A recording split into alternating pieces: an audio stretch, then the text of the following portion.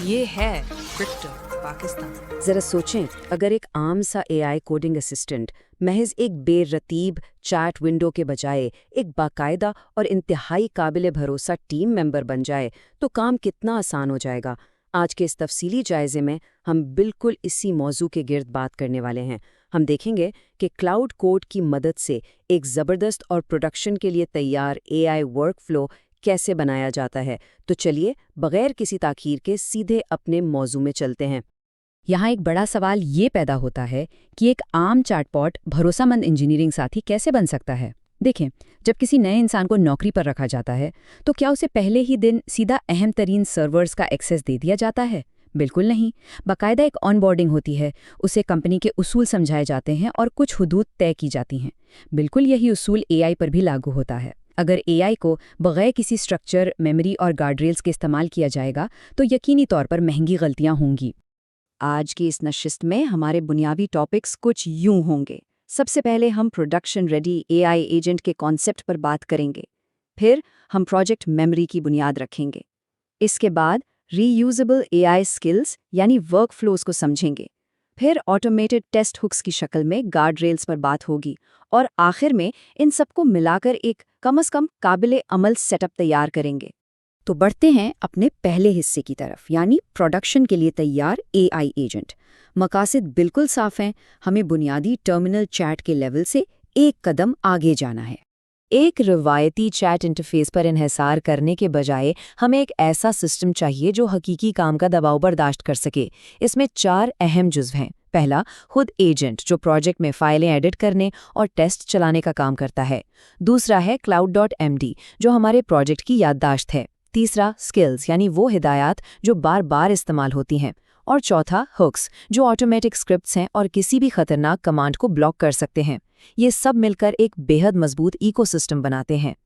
آئیے اب دوسرے حصے پر چلتے ہیں جو کہ پورے سسٹم کی بنیاد ہے، پروجیکٹ میموری بنانا۔ اسے ہم اے آئی کو امپلائی ہینڈ بک دینے سے تشبیہ دے سکتے ہیں۔ سورس مواد میں اس بات پر انتہائی زور دیا گیا ہے کہ کوئی بھی کوڈ لکھنے سے پہلے /init کمانڈ ضرور استعمال کی جائے۔ اس کمانڈ کو چلاتے ہی cloud.md کے نام سے ایک فائل بنتی ہے جو پروجیکٹ کا ایک مستقل دماغ بن جاتی ہے۔ اس میں پروجیکٹ کے اصول، بلڈ اور ٹیسٹ کمانڈز اور سب سے اہم سیفٹی رولز شامل ہوتے ہیں۔ مثلاً بغیر پوچھے کبھی کوئی فائل ڈیلیٹ نہ کرنا۔ البتہ اسے 200 لائنوں تک ہی محدود رکھنا چاہیے تاکہ اے آئی کی کانٹیکسٹ ونڈو پر بوجھ نہ پڑے۔ بنیاد بننے کے بعد کام کیسے ہوگا؟ یہ 6 قدموں کا ایک بنیادی ورک فلو ہے۔ اے آئی پہلے چیزوں کو پڑھے گا، پھر مسئلہ تلاش کرے گا۔ لیکن یہاں سب سے کلیدی اصول تیسرے اور چوتھے قدم میں ہے۔ اے آئی کو ہمیشہ پہلے سے پلان بنانے کا پابند کرنا ہے اور پھر اس سے کہنا ہے کہ وہ صرف کم از کم ضروری اور محفوظ تبدیلیاں کرے۔ اس کے بعد ٹیسٹ چلانا اور آخر میں سمری دینا۔ یہ سیدھا سادہ سٹرکچر غلطیوں کے چانسز کو تقریباً ختم کر دیتا ہے۔ تیسرا حصہ ہمارے ورک فلوز کے بارے میں ہے، یعنی اے آئی کی قابل استعمال سکلز جنہیں اسٹینڈرڈ آپریٹنگ پروسیجرز یا SOPs بھی کہا جا سکتا ہے۔ اب سوال یہ ہے کہ یہ سکل آخر ہے کیا؟ دراصل کسٹم سکلز کچھ خاص قسم کے ورک فلوز ہیں جو سیدھا پروجیکٹ ڈائریکٹری کے اندر ہی محفوظ ہوتے ہیں۔ مثال کے طور پر /fix-bug ایک انسٹرکشن فائل۔ کلوڈ اسے حالات کے مطابق خود بھی چلا سکتا ہے یا اسے مینولی بھی چلایا جا سکتا ہے۔ ان کا سب سے بڑا فائدہ یہ ہے کہ ایک ہی لمبا پرومپٹ بار بار ٹائپ کرنے کا وقت اور محنت دونوں بچ جاتے ہیں۔ سورس مواد کا یہ فلسفہ واقعی کمال کا ہے۔ ذرا غور کیجیے، جب بھی ایک ہی ہدایات 2 بار ٹائپ کی جائیں تو انہیں فوراً ایک سکل میں تبدیل کر دیں۔ کتنا زبردست آئیڈیا ہے نا؟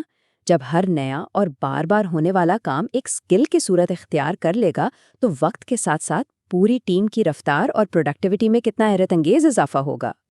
اب ہم اپنے چوتھے حصے پر آتے ہیں جو کہ سیفٹی کے لیے انتہائی ضروری ہے، گارڈ ریلز یعنی آٹومیٹڈ ٹیسٹ ہکس۔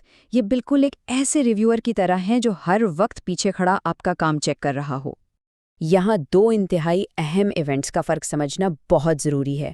ایک ہے پری ٹول یوز ہک اور دوسرا ہے پوسٹ ٹول یوز ہک۔ پری ٹول یوز کی خاص بات یہ ہے کہ یہ کسی بھی خطرناک کمانڈ کو چلنے سے پہلے ہی فزیکلی بلاک کر دیتا ہے، جبکہ پوسٹ ٹول یوز ہک کسی بھی ایکشن کے فوراً بعد خود بخود ایکٹیو ہوتا ہے۔ یعنی جیسے ہی اے آئی کوئی تبدیلی کرے یہ فوراً ٹیسٹ سوٹ رن کر دے گا تاکہ احتساب ہو سکے کہ جو کام ہوا ہے وہ ٹھیک بھی ہے یا نہیں۔ یہ سورس کے کنفیگریشن سے لی گئی ایک بالکل پریکٹیکل مثال ہے۔ یہ دکھاتی ہے کہ آٹو رن ٹیسٹس کو سیٹ اپ کرنا کتنا آسان ہے۔ پوسٹ ٹول یوز میں بس یہ سیٹ کر دیں کہ جب بھی رائٹ یا ایڈٹ کا ایکشن ہو تو فوراً ٹیسٹ چل جائیں۔ مطلب یہ ہوا کہ جیسے ہی اے آئی کوڈ چھیڑے گا ٹیسٹ خود بخود رن ہو جائیں گے۔ یہ ایک بہت چھوٹی سی سیٹنگ لگتی ہے لیکن پروجیکٹ کے معیار پر اس کا اثر واقعی جادوئی ہوتا ہے۔ اور اب ہم پہنچ گئے ہیں اپنے آخری یعنی 5ویں حصے پر، کم از کم قابل عمل سیٹ اپ۔ وقت آ گیا ہے کہ ان تمام چیزوں کو ایک ساتھ ملا کر دیکھا جائے۔ اسکرین پر نظر آنے والا پروجیکٹ ڈائریکٹری کا یہ خاکہ بہت ہی شاندار طریقے سے دکھاتا ہے کہ کس طرح میموری کی فائل، ہماری سیٹنگز اور تمام مخصوص اسکل کی فائلیں ایک ہی جگہ یعنی ہماری ریپوزیٹری کے اندر کتنے منظم انداز میں رکھی گئی ہیں۔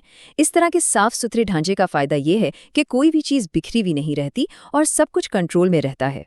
تو اس تمام تر ڈسکشن کا حتمی نچوڑ کیا ہے؟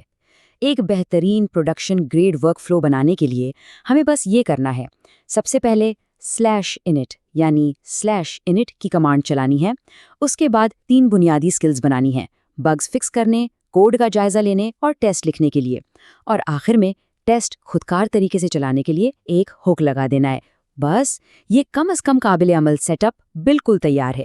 ہم اس تفصیلی جائزے کو ایک بہت ہی اہم اور غور طلب سوال پر ختم کریں گے۔ ذرا سوچیں، ڈیولپمنٹ ٹیمیں روزانہ اپنا کتنا قیمتی وقت اور توانائی صرف اس لیے ضائع کر دیتی ہیں کیونکہ انہوں نے اپنے اے آئی کے ورک فلوز کو ایک باقاعدہ شکل نہیں دی ہوتی۔ اگر اے آئی کو محض ایک چیٹ ونڈو کے طور پر استعمال کرنا چھوڑ دیا جائے اور ان بتائے گئے طریقوں سے ایک ڈسپلن سسٹم بنا لیا جائے تو ہم یقیناً اپنے کام کی رفتار اور معیار کو ایک بالکل نئے لیول پر لے جا سکتے ہیں۔ آج کے لیے بس اتنا ہی۔ امید ہے یہ معلومات آپ کے لیے فائدہ مند ثابت ہوں گی۔ If you enjoyed this video, please like and subscribe to Crypto Pakistan 1947.